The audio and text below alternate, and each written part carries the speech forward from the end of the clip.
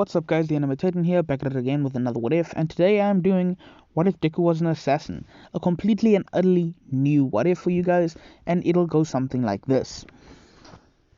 Izuku would be standing atop a tall building, looking down upon Japan one last time.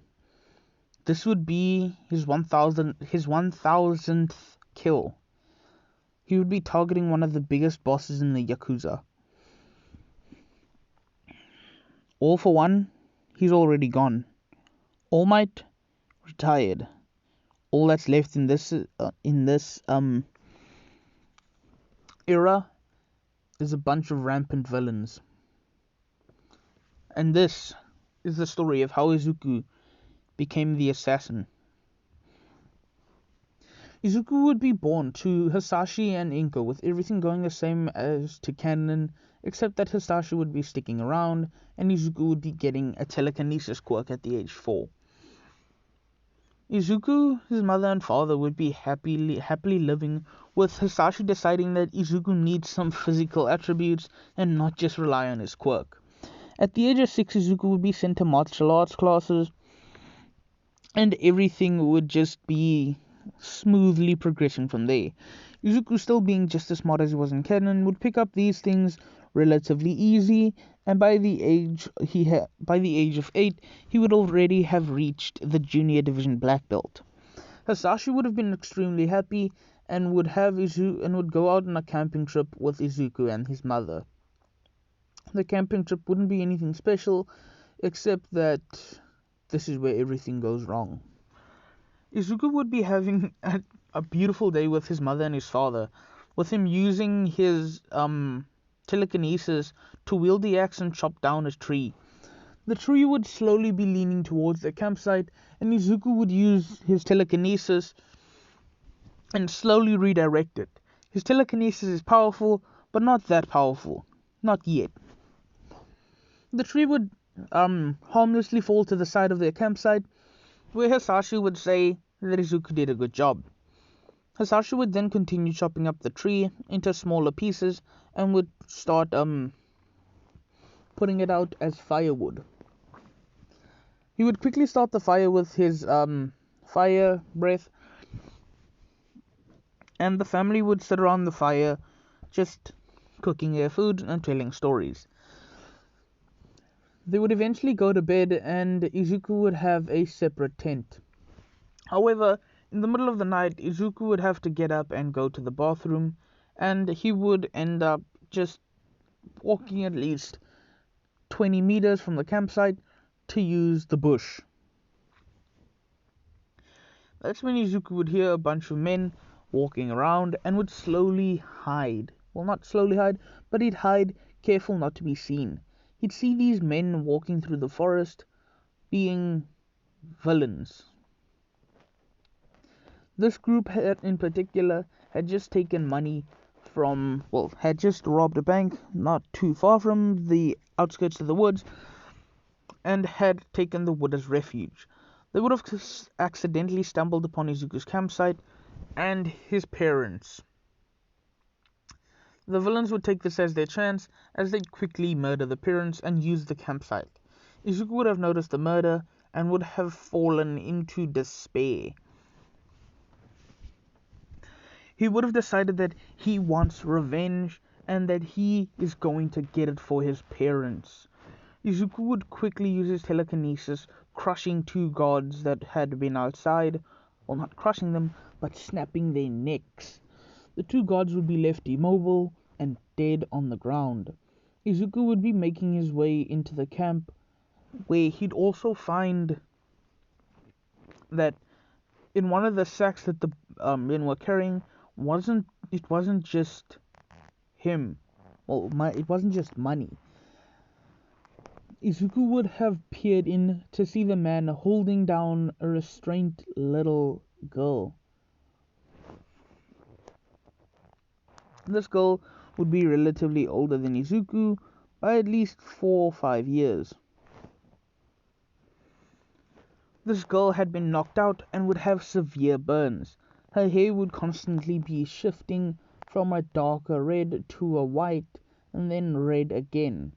Not like Goku when he went Super Saiyan for the first time, where his hair would flash blonde, flash black, flash blonde, flash black. No, I mean like imagine Todoroki's half and half, only that the red would shift to a bit more dominant and then return back. Without happening that way. Izuku would have seen that the girl was burnt and heavily injured, and wonder what happened. That's when one of the men would speak up. You really think Endeavor would be looking for this one? The man would just chuckle, saying that if he doesn't, what kind of father is he? I mean, look at it. His little daughter has been burning herself non-stop, and he barely even notices her. Izuku would then realize, no, sorry, hang on.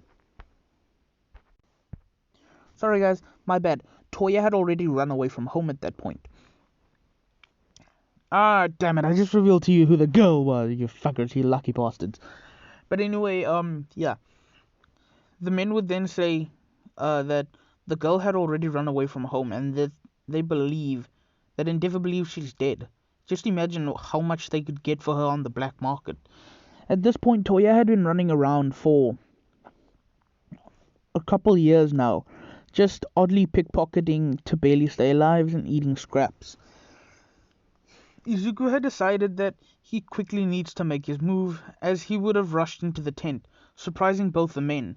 He would quickly activate his telekinesis to stop them from doing anything, as he would grab onto them with, like, you know the Darth Vader style move, where he's like, the Force. He's choking you with the Force. Yeah, Izuku would pull that technique as he would hold the men in the air. The two men would be gasping for air as they tried to reach for their weapons, but Izuku would stop them from doing that as well by tightening the grip around their neck.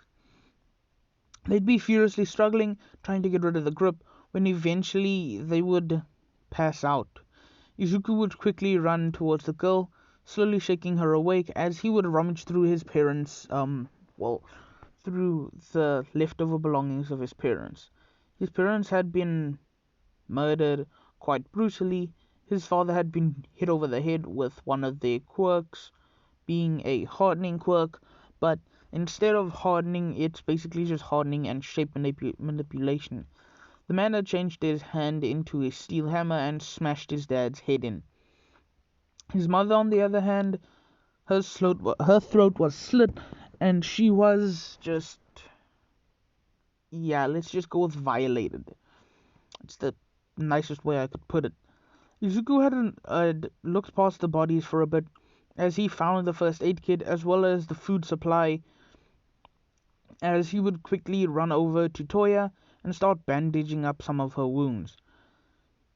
This just being the major burns on her arms, seeing as she had not burned any other part of her body thus far. Just the arms had suffered, well, second-degree burns, which could be healed over time. Izuku would then slowly lift the little girl's head, as he would then start pouring some water down her throat. It wouldn't be much at a time, but Toya would slowly start being rehydrated, because she had looked tired and malnourished. She was skinnier than a piece of paper, and had bones sticking out like Kirishima's hardening. I'm just joking. She had bones showing like Kimimaru from Naruto. Izuku had quickly decided that he needs to get away from this campsite if he has any chance of surviving with this girl. He would quickly pack up his own tent and any of the supplies that was left in it, as he would place that on his traveling backpack. He would also quickly glance around and find the money that the men had left, and would grab that as well. It would be close to a solid amount of 3,000. Nah, I'm just joking with y'all. 3 million Ryu. Izuku would pick up the girl, place her on his back, while he was carrying his bag via telekinesis, and the cash bag via telekinesis as well. Cash bags. Yeah, the boys got bags. Izuku would slowly be running further and further into the forest, trying to find the best way out. When he would have been running for, well, going for half an hour before he would start slowing down. He would have become more and more tired, not just because he had to run the whole way, but because of the usage of his quirk. He would slowly keep moving forward before he'd see a hole underneath um basically a giant hole underneath a tree. Like, you know how some animals burrow a hole underneath trees and stuff? Yeah, Izuku would have seen a large hole like that as he'd quickly go in. There would barely be enough room for him and Toya, but he would start using his telekinesis for excavation. He would slowly be digging out large amounts of sand via the usage of his telekinesis by basically just grabbing sand, not sand, but chunks of dirt, and then slowly placing it in the offset area, in the area around them. Eventually, Izuku would have a solid 2-meter hole, which would be 2 meters long as well. That's not much room, but it's something. Izuku would find that Toya still hasn't woken up and would slowly place a blanket over her. He himself would get in the sleeping bag and would pass out. The next morning, Izuku would wake up to find that Toya was, well, somewhat missing. He would quickly run out into the surrounding area, where he'd find Toya, who had collapsed yet again, about 20 meters away. He would have just seen the red and white hair and would have instantly run over. He would pick her up once more and slowly move back to the campsite and would wait there. Eventually, an hour would pass and Toya would slowly wake up. She would look to her side to see the boy again and would immediately start up a flame in her hand before she'd wince at the pure heat. Well, wince from the pain. Izuku would hold up his hands, telling her, wait, I'm not gonna hurt you. I promise, I'm not gonna hurt you. Toya would look at him and say that, how can I trust you? Izuku would say, well, I'm the one who bandaged you up. Toya would look and only now realize that she had actually been bandaged up and would lower her flames ever so slightly. It would be less, well, smaller, but would still be just as dangerous. Izuku would then say, you look really, really tired. You need to eat something. Toya would scoff, saying that, yeah, right. She doesn't need anything. Before she would try to get up and then just fall back down. Izuku would then say, you're really tired. You need to eat something. Toya would scoff but just say, fine, what do you have? Izuku would then rummage through the backpack that he had taken from the campsite and find some meat that hadn't been grilled yet, as well as some bread and packets of sweets. Izuku would ask Toya if she could light a small flame in the center of the hole, which she would begrudgingly do. Izuku would then slowly remove the meat, as he would start using his telekinesis to basically to grill the meat.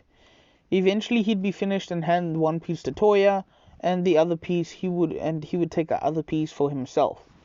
The two would eat, and Toya would be very grateful for the food, and Izuku would pass her a water bottle, telling her that she needs to hydrate as well. Toya would accept this, as Izuku would then say, we should probably get moving. I wasn't able to take them all out. 2 of them are still active. Toya eyes would widen as she'd say, you mean you're the one that took them out? Izuku would nod, saying, yeah, I didn't have much of a choice. I woke up at midnight and had gone to use the bathroom when out of nowhere I heard these weird voices. I slowly snuck up and saw that they had killed my parents. Toya's eyes would widen a bit at this, hearing that this little boy had just seen his parents completely and utterly destroyed. And for you all who don't know, yeah, Toya is going to be their ship. I can't have Akame from over 1,000 years ago be here. And for y'all that are wondering, what do you mean Akame from 1,000 years ago? Explanation time! Flashback. Akame and Isdith had just finished their final brawl, with Akame leaving barely intact. Akame would stab Murasame into the ground as she would start leaving the designated area. The Tegu would have been long forgotten. They would have been scattered, and everything would just grow from there. However, something would be off. Incrucio and Grand Chariot had kept their hosts alive, quite just barely. The two would have thought that the two had believed that they had utterly lost the ability to use Grand Chariot and Incrucio, and would eventually just go on with their lives. Through thousands upon thousands of years of, well, genetic mutating, Incrucio and Grand Chariot would eventually become known as the world's first quirks. Now that is the nonsense I'm talking about. Akame would have died somewhere along the line, and Incrucio and Grand Chariot would be the starting up of the quirk factors. Oppa! So, yeah. Just chill. Akame is the great-great ancestors of the Todoroki family, while from Izuku's side, he got Grand Chariot. I'll introduce the descendant of Incrucio a bit later on, but trust me, it's gonna be hectic, baby. I'm just screwing with y'all. But Incrucio's descendant will be back nonetheless. Eventually, Izuku would finish the explanation on what he had done, and Toya's eyes would widen. She hadn't killed anybody yet, but would have burned anybody that tried anything fishy. Oh, 17 minutes. Whoopee. But anyway, she would then just thank Izuku as she would try to stand, telling him that he has to get away if he doesn't want to get hurt. Izuku would shake his head, saying that, no, well, right now they're the only thing that each other has, and it's best that they stick together. Toya would hesitantly agree, but would just tell Izuku that it's best if they stay low though. Izuku would nod as him and Toya would end up just leaving the forest with the money bags intact. Over the next couple of years till Izuku's 14, which would be 6 years, mind you, Toya would have grown, and so would have Izuku. Izuku over this time would have taken some random jobs from Izuku, and Toya in this time would have built up a reputation as two of the most dangerous vigilantes out there. I know what you're thinking. What vigilantes? What is this? Yeah, no, not vigilantes at all. This is what they would have been doing. No, what was that? No, Akame. Anyway, here is what they would have been doing. Izuku, after reaching the age of 10, would have decided that him and Toya needs to do something. I mean, they still have a solid 2,100,000 Ryu left, but they still needed to get a house and all of that. They also as well needed to start working. I mean, Izuku had seen many atrocities throughout the last couple of years. I mean, in the past 2 years, him and Toya would have been lurking in and out of abandoned warehouses, using those as their temporary housing. But Izuku would constantly come across men beating women, villains running rampant, taking children, all of that nonsense. He would have once seen that a pro hero had sexually assaulted a woman in an alley before just leaving her there and telling her that if she tells anybody that he will come find her and ruin her life. The woman had left with tears streaming down her eyes, and it infuriated Izuku. Toya herself was pissed as well, but didn't really care as much as Izuku did. However, Izuku decided that he would have to put an end to all of this nonsense. Izuku, for the next couple of years, would be training on how to use his quirk in the general "you gonna die if you come close to me" manner. He would use, over the last couple of years, he would train his quirk, well, up until he's 13, he would be training his quirk to the absolute limit.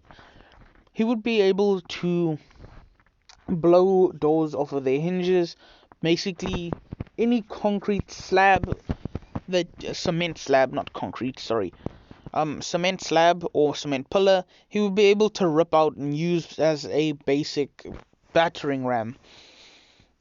He would be able to crush solid steel drums as well as lift cars.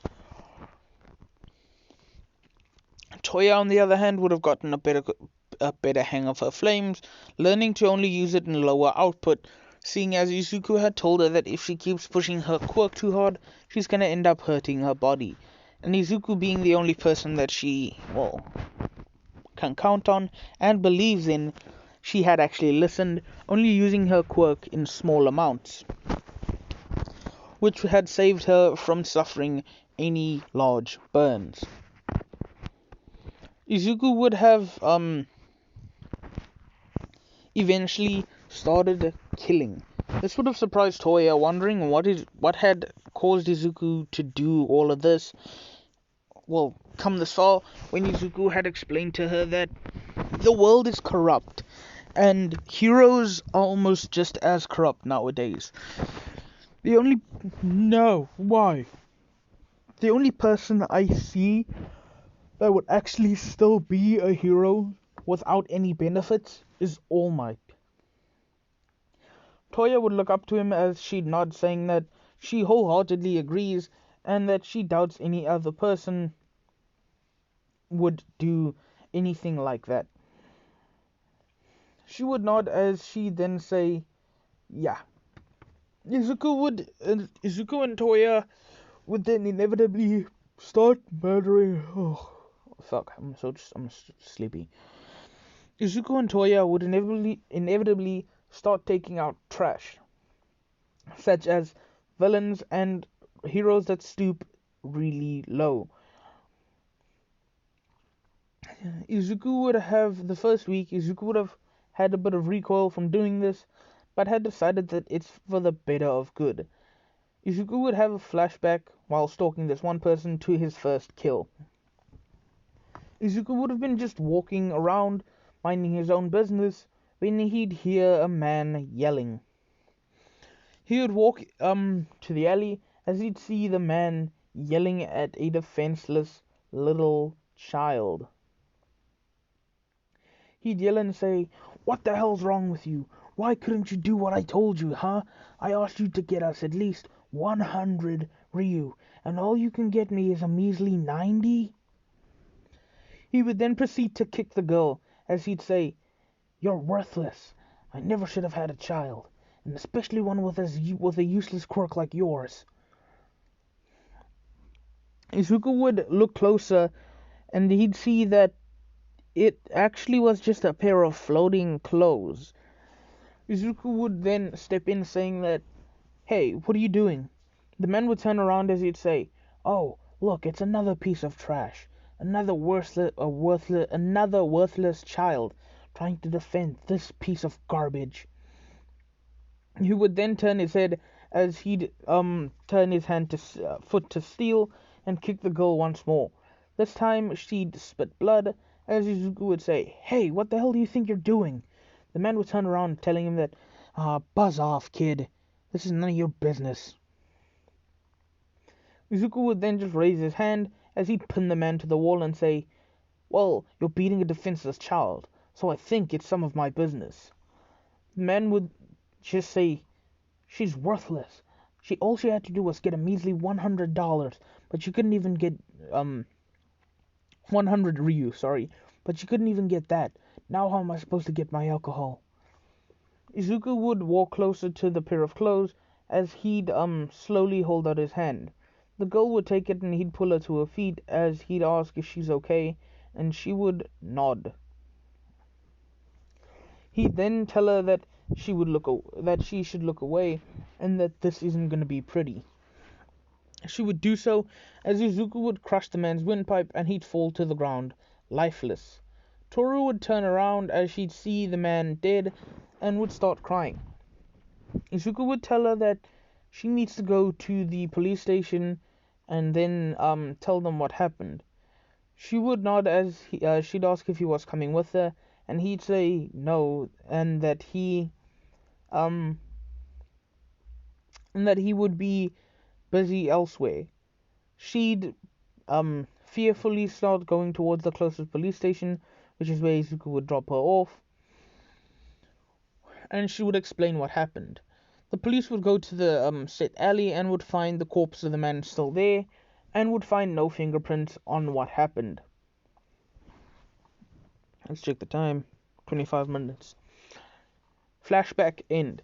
Izuku would now be back here stalking one of the gang members of the I don't know, the Black Dragon gang, I guess. We would have been staking out this gang for at least 3 weeks now, and would have thoroughly found their patterns. This man was the drug dealer. He would be the one dealing out the drugs and all of the quirk enhancers and supplements to some of the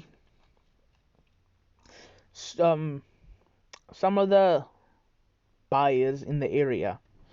Izuku would have tailed him back to his gang headquarters this time, as he had already removed the drugs from the possession of the other people. He would slowly be following this man when he'd enter a shipping warehouse. What? Izuku would be a little confused, but would enter the warehouse after the man. Izuku in this time would have learned how to use his telekinesis in a variety of different ways, whether it be to lift him out of the sight of enemies, or